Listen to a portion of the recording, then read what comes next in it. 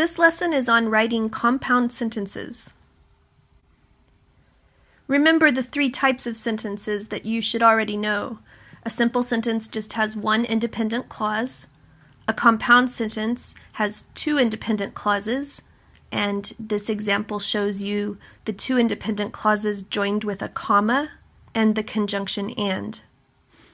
A complex sentence has one independent clause and at least one dependent clause. Remember, these are some of the conjunctions that can be used with a comma to make a compound sentence. You join two independent clauses with these conjunctions. And this makes one type of compound sentence. Here are some examples of those compound sentences. The waiter brought us some water, and we looked at the menus. We have two sentences here, and they are joined with the comma and the conjunction and. Look at the next one. The cyclist used all of his energy, but he rode up the steep hill very slowly. Again, we have two sentences, and these two sentences are joined with a comma and the conjunction but. This makes a compound sentence. But there's another way to make a compound sentence, and that's with transition words. These are just some of the transition words that you can use in your writing. You need to memorize these words because they are punctuated differently than the conjunctions. Here are some examples of this type of compound sentence. I was late to work, therefore my boss is not happy. Again, I have two sentences, and I'm joining them with a transition word, therefore. Notice the punctuation. When I use a transition word, I have to put a semicolon in front of the word and a comma after the word.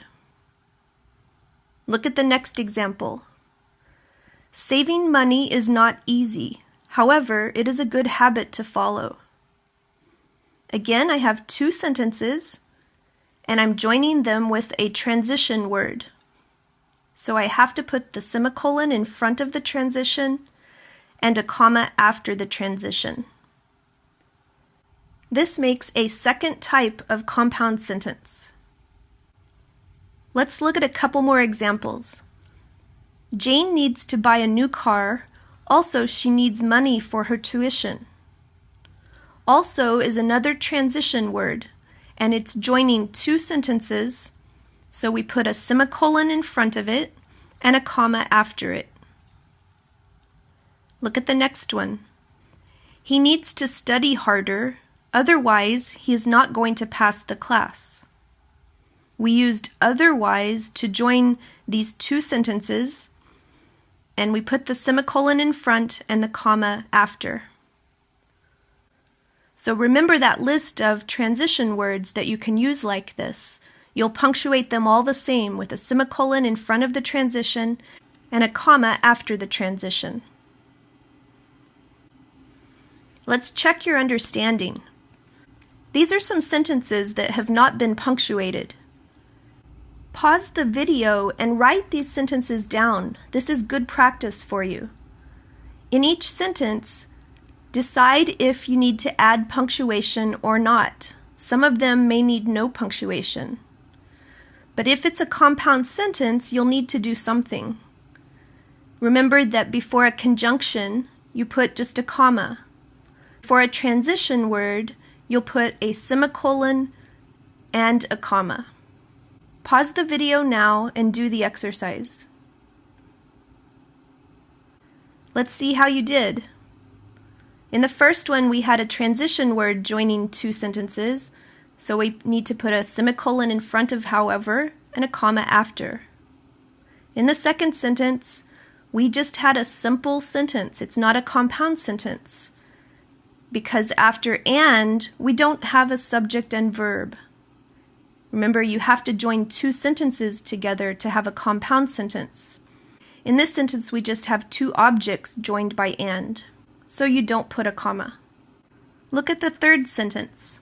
We're joining two sentences with the transition therefore, so we put a semicolon in front of it and a comma after it. On the fourth sentence, we joined two sentences with the conjunction so we need to put a comma in front of it. On the next one, we joined two sentences with the transition then, so again, a semicolon in front and a comma after. The same thing on the last one. We had two sentences and we're joining them with the transition thus, so put a semicolon in front of it and a comma after it. It's pretty easy, right? As long as you remember the two groups of words. You put a comma in front of conjunctions, and you put a semicolon in front of a transition with a comma after it. There is one other type of compound sentence that you might use occasionally.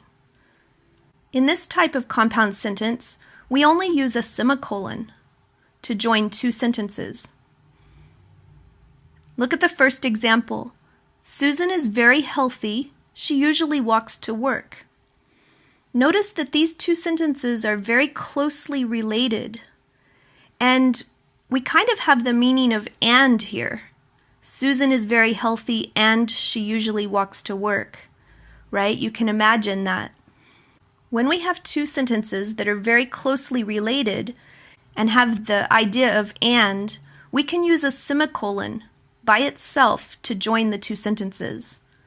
Notice I don't have a conjunction or transition here. I'm just using a semicolon, and it has kind of the meaning of and. Look at the next example. The music was loud. Everyone was dancing. Again, notice that these two sentences are very closely related, and we could imagine saying and here. When your sentences are closely related, you can join them with a semicolon. However, be careful that you do not use this method or this type of sentence too much in your writing. Maybe only one time per page, or maybe one time per paragraph, but not more than that. So remember, there are three types of compound sentences that you can put in your writing.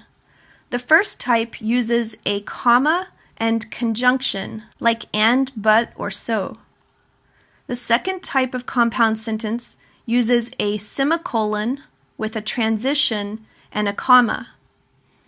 Transitions are words like therefore or however.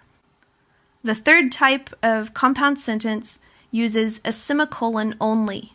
And remember, you can only do that when the two sentences are very closely related.